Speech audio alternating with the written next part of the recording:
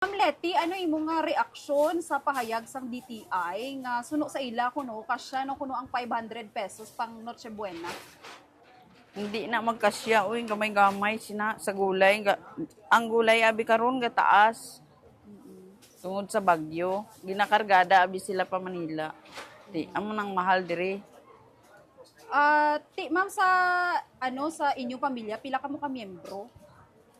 Ano damo.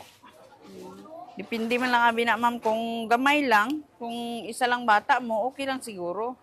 Pero kung mga 4 na 5, hindi na maigo. Mostly ba ma'am pag Christmas o kon bag-o tuig, ano imo nga ginahanda o kon ginaluto? Siyempre, may mga kakanin, may sudan gid may siya. So para sa imo ma'am, di gid kasya ang 500 pesos? Hindi ginakasya, uy. Okay. Last ma'am, mensahe panawagan mo sa tanan nga mga katawhan nga gapadulong sa merkado publiko, anong gusto mo ipahayag ma'am? Ano man? Message mo sa ila kung may gusto ka ihambal.